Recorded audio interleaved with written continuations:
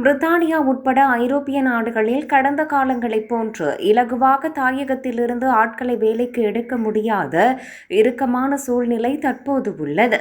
எனினும் பிரித்தானியாவில் வேலைவாய்ப்பு பெற்றுத் தருவதாக லண்டனில் சில ஈழத்தமிழர்கள் மாஃபியா கும்பல் போன்று செயற்பட்டு வருவதாக குற்றம் சாட்டப்பட்டுள்ளது.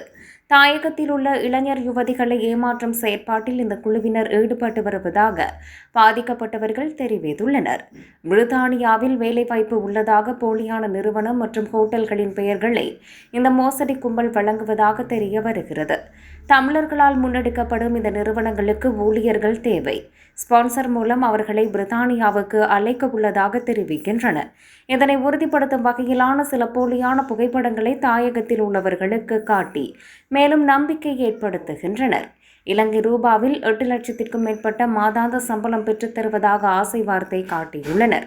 அதற்காக போலியான முறையில் இணையதளங்கள் என்பனவும் உருவாக்கப்பட்டு வெளிநாட்டில் கனவில் உள்ள தாயக உறவுகளை நம்ப வைக்கும் செயற்பாட்டில் அவர்கள் ஈடுபடுகின்றனர்.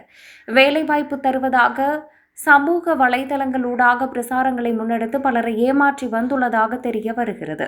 இந்த மாஃபியா கும்பலை நம்பிய பல தாயக உறவுகள் பணத்தை கட்டி ஏமாந்துள்ளதாக பாதிக்கப்பட்டவர்கள் தெரிவித்துள்ளனர். விசா பெற்றுத்தர கட்டம் கட்டமாக பணம் செலுத்த வேண்டும் என ஒருவரிடம் சுமார் 1 கோடி ரூபாவுக்கு மேலான பணத்தை பெற்று ஏமாற்றுவதாக சுட்டிக்காட்டப்பட்டுள்ளது. லண்டனில் உள்ள இந்த மாஃபியா குழுவை நம்பி பல தாயக மக்கள் பெருந்தொகை பணத்தை கொடுத்து நடுத்தெருவுக்கு வந்துள்ளதாக பாதிக்கப்பட்டவர்கள் தெரிவித்துள்ளனர். பிரித்தானியாவில் தற்போதுள்ள நடைமுறைக்கு அமைய 38,000 பவுண்ட்ஸுக்கு மேலான தொகை செலுத்தி ஸ்பான்சர் வழங்கி தாயகத்தில் உறவுகளை வேலைக்கு அழைக்கும் நிலையில் எந்தவொரு நிறுவனங்களும் இல்லை என்பது குறிப்பிடத்தக்கது.